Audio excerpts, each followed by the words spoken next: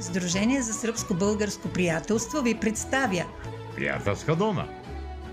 Уважаеми приятели, добре дошли в още едно телевизионно предаване Приятелска дума. В днешното предаване ще чуете много хубава музика от България и ще чуете как беше на тържество Българияда у Войводина. А следващата, останете с нас и ще чуете пак същото. Как беше на Българияда в Войводина, който се провежда у Нови Сад. Приятно гледане! Желая ви вашата редакция. Вие гледате Приятелска дума. Добър вечер, драги мои дами и господа. Да отворим тази годишната Българияда в Войводина. Главен повод тази година в Българиядата е, понеже годината на нашия голям Любен Каравелов. А именно Любен Каравелов е пребивавал тук в Нови Сад и най-хубавите творби е според тук в Нови Сад. Драги мои новосаджани и остали, отварям Българиядо 2024, а повод годишния година Любена Каравелова. Любен Каравелов е живе овде в нашем лепом граду, да и ми живемо и най-лепше негове творбе, най-лепше негови što je stvorio i napisao upravo je ovde u Novom Sadu. Još u Novom Sadu je doživio svoju veliku ljubav s kojom se kasnije udao i venčao u Sremskim Karlovcima i normalno nisu imali dece, после su otišli i živjeli u Bugarskoj. Тази годишната Българияда имаме участници от Пловдив, МОПР, дамския хор и женски хор, девичански хор по-точно. Имаме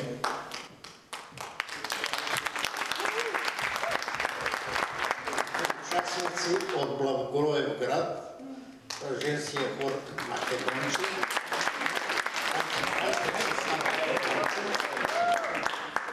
След това имаме танцовия състав или фолклора от Димитровград.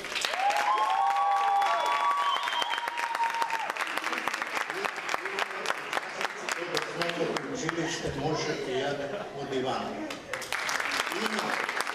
Трябваше да вземат участие в фолклорното тържество Младост от Босилеград, обаче и с технически разлики те не могоха да пристигнат. Значи, овогодишня Българияда у Войводини 2024 участници su ženski девичански хор МОП-а из Пловдива, фолклорно дружство Македонче из Благоевграда, фолклорно дружство при Центъра за културу из Цариброд и основна школа из Иванова.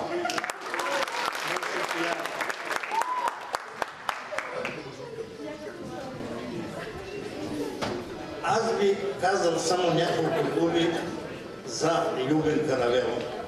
Любен Каравелов, своята творба "Крива ли е съдбата" е написал тук в Нови Сад. Именно, той първо написал на сръбски, не на сръбско-хърватски, на сръбски, а след това е написал на български. И именно той се счита за един от родоначалниците на българския реализъм. А именно и сърбиците го смятат за родоначалник на сръбския реализъм. Значи, Любен Каравелов е своju tvorbu "Крива судбина" написал овде u Novom Sadu, prvo na srpskom "Kriva sudbina", posle "Kriva li je съдбата" на български и смatra се за родоначалником сръбske литературе, именно и за родоначалник българския реализма в том погледу. Dalje, Ljuben Karavelov je tukaj bili arestovan od avstro-ugarskата vlast i je ležal 6 meseca v zatvora gore na Krepostanu. Ljuben Karavelov je bio i uhapšen od austro-ugarske vlasti i ležao je gore na tvrđavi 6 meseca. A su ga posle njegovi prijatelji, drugovi sa Miletićem i Sovom oslobodili. Naime, on je bio jedan okrivljen da je bio učesnik u atentatu na Obrenovića u Beogradu. Znači, Ljuben Karavelov se čitač je bio učesnik ovog atentata na Obrenovića u Beograd, na Košutnje, i zato je imeno to je bilo arestovan od austro-ugarskата vlast i tukaj je ležal v Krepostanu. A естествено, че е преживял много хубави тренуци, защото се залюбил тук с неговата любима и след това са се венчали в Срemски Карlovci в Чернов. Други знаменити хора, които са били тук в наш Нови Сад, е бил Георги Сава Раковски. Той наиме е написал един от първите български вестници, вика се така български вестник. Има примерци в Матица Сръбска, може да се види, 8 броя написал. И тук е други творби и дружил се с много видни хора тук в Нови Сад.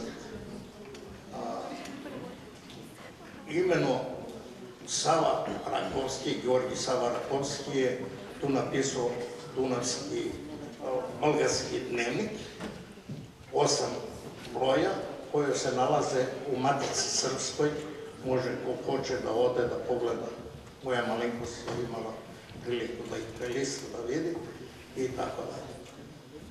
Druga jedna velika ličnost koja je živela u Novom Sadu, bila u Novom Sadu, sada živela, to je Sava Dobroplodnik. Naime, Sava Dobroplodnik je bio profesor Karlovačkih gimnazija. Една от големите български личности, koja е пребивавала през Нови Сад, е Сава Доброплодник. Миналата година ние ознаменувахме година на Сава Доброплодник в Срemски Карловци. Той бил там професор в гимназията и той предавал латински и гръцки език. А именно, защо Сава Доброплодник? Сава Доброплодник тук в Карловци, в Нови Сад се срещнал с театъра и он е баща и основател на българския театър. След това връщане в Шумен, той прави първия театър в България в Шумен, отвори Михала се казва. Той е театър и он е там. А именно и той си след това е бил министър на просветата на България след годините и българското училище, българското е по углед на Карловачката гимназия е тия години така формирал българската наука. Един от най-големите, който пребивавал тук в нашите краища новосадски, е Паисий Хилендарски. Най-мен Паисий Хилендарски през 1761 бил в Срemски Карловци, естествено да е били в Арадин, Нови Сад е бил по-малко тогава и пребивавал е тук по манастирите на това. А най-више се задържал в Ковил. В Ковилския манастир е най-више бил, защото старейшина на Ковилския манастир е бил Йован Раич, а именно това е бил голем приятел на Паисий Хилендарски, къде са се опознали на Хилендар, къде е бил Паисий един от старейшините на манастира. Наиме, Паисий Хилендарски 1761 година долази у Срemskim Karlovcima и tu se sa Jovanom Rajićem, a vi znate ko je Jovan Rajić, družili se na pozivu Jovana Rajića, bili su, tu se zadržao oko 6 meseca i posle povratka u Bugarskoj iz prostora Novog Sada, Sremskih Karlovaca, napisao je našu istoriju slavljeno-bolgarske.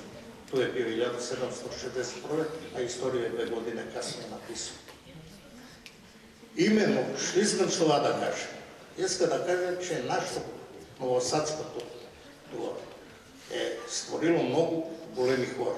Един също така малко по-напреда, това е бил и братения Павлов, Василист, той бил владика в Срemски Карловци, той е дошъл с Черноевичите тук и он е много допринел за удържаване на нашето православие на Балканите. Естествено, заминавали много пъти по България, да не само ни били, не знам как би били с нашето православие. След това Нови Сад оставя и други трагове на нас, българите, които сме тук живееме. Защо? Именно до рухването на СФРJ, тук в Нови Сад, ние, които сме дошли от западните покрайнини, именно от Димитровград и от Босилеград най-вече, е била коя? Била интелигенцията. Тук в Нови Сад са били най-видните директори на болници, на предприятия различни, да не приказвам. Така, всички, значи интелигенция, коя е интелигенция? Хора с висше и високо образование и доктор на науките. Аз колко знам доктор на науките, тук са били 3-4. Един от главните архитекти на Новосадски е бил Груев. Той е от Ярешно, преклото му е Ярешничко. За съжаление, естествено, че е поминал и така нататък. И други има. Видни. И всека област на науките има от нашите краища. Друго да не отговлачия малко, сега да дадем думата от посолството на Юруков, втор секретар, да каже нещо. Заповядайте, господин. Добър вечер на всички.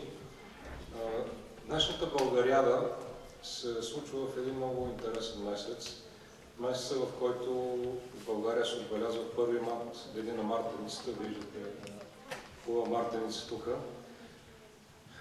Много от вас знаят, че това е един прекрасен български празник, в който се подаряват мартеници. Това е нещо, което дарява здраве, щастие, любов и една много хубава наша традиция. Другото, което се случва през март месец, това е 3 март, българския национален празник, който ние преди няколко дни отбелязахме в посолството. Господин Тимов и хората, които бяха наши гости, благодариме. Това е паметна дата за България. И естествено не трябва да забравяме 8 март, който мина вчера, но по този повод искам да поздравя всички дами тук, които са тук с най-добри пожелания. Искам да благодаря на Жарко Евтимов за това, че за пореден път, за 22-и път, така ли? За 22-и път той успява с ентусиазъм, с любов, с много труд да организира тази хубава Българиада, да стане традиция. Аз преди малко казах на един от неговите приятели, че ще теглим чертата да видим какво е скоро, когато направи 30-та. Така че това е още почти в началото. Имаме още, ще се видим след 7 години и на 30-та вече ще кажем как е минало. Докато бях тук в началото, видях, сега не ги виждам заради светлината, но видях очите ентусиазма на много деца, които са тук, които се готвят за едно състезание, в което няма да има победител, което е най-хубавото. Очаквам много добро настроение. Искам да ви поздравя всичките, да сте живи и здрави и до година да бъдем още повече.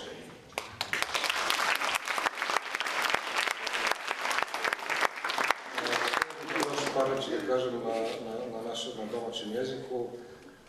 Надам се да сте сви разумено, što sam rekao po šveđići slični, ali hoću da zahvalim gostima ovde koje su došli, koje su ovde na prvom redu. Mi računamo na vas, na vašu podršku, da ovo što se radi ovde da ispričate i drugima, da dođu sledeći put malo više.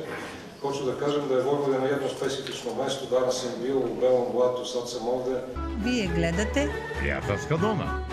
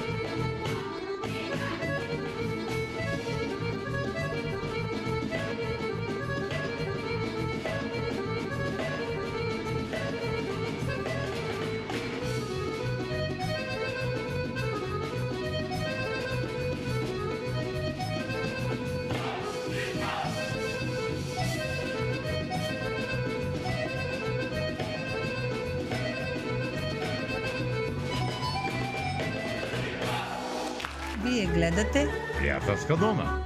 Уважаеми приятели, Сдружение за български език, култура и литература по 22-и пореден път организира Българиада у Войводина.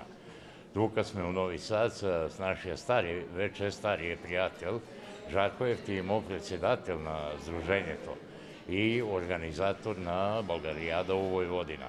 Здрасти, Жаре, и добре дошъл отново у Приятелска дума.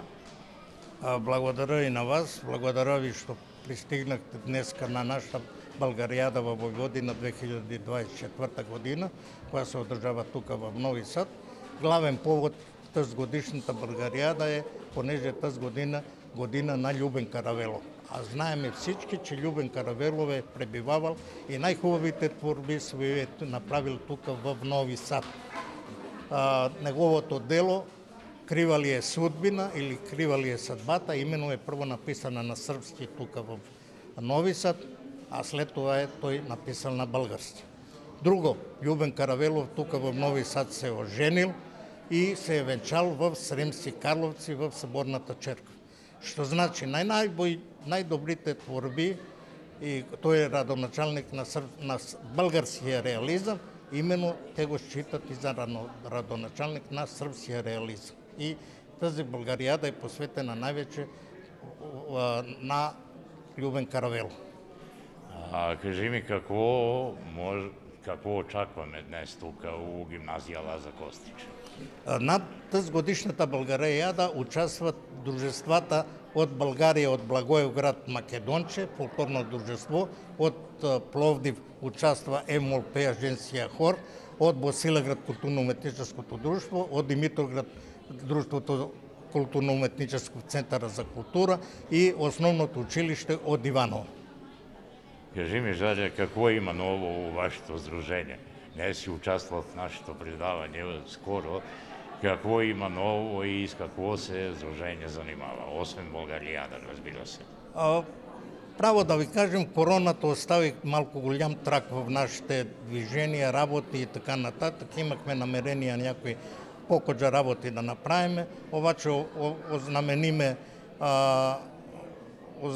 в Бач ден, ознаменихме ден на Сремския фронт и малко беше по-скромно поради короната.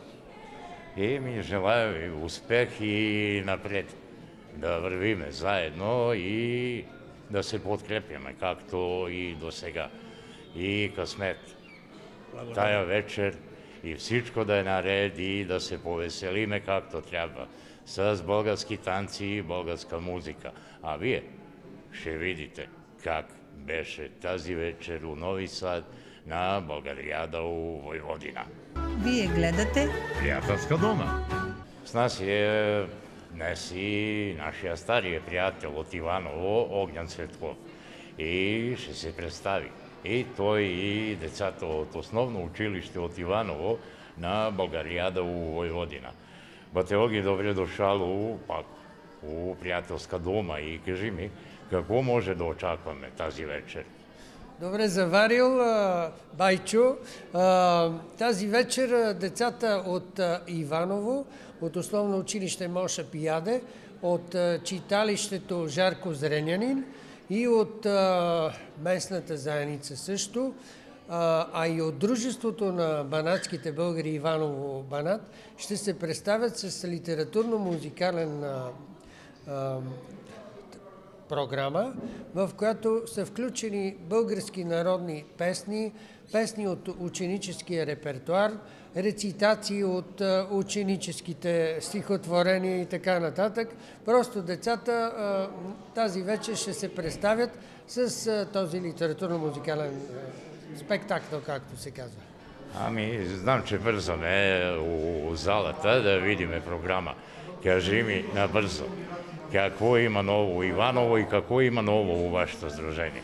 Ами чакаме куклен театър да дойде на посещение в Иваново от Стара Загора. Освен това чакаме да дойде лятната ваканция, евентуално да се дружиме някъде, да отидем и така. Нищо както е всяка година едно и също. Ами да се надяваме и 19 и 20 април да сме заедно у Ниш, а после на Нишвил задължително са стария рокаджия и стария джазист Огнян Цветков. Може ли така? Може, разбира се, ще се представим от Дружеството за българо-сръбско приятелство с рок-н-рол авторски песни на сръбски и на български език. Браво, Оги, значи до скоро и пак до нови записи. И винаги са приятели от Българските рози, телевизия Панчево и радиотелевизия Войводина, приятелска дума. Ами, братя сме и приятели. Вие гледате Приятелска дума. Уважаеми приятели, това беше всичко за днешното предаване Приятелска дума.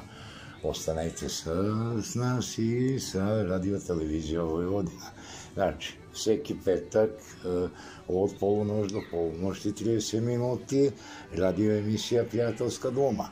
Всеки четвъртък у месеца телевизионно предаване Приятелска дума. Следващия четвъртък месец май ще гледате пак записи от Българията у Войводина. До тогава всичко добро, здраве, любов и късмет.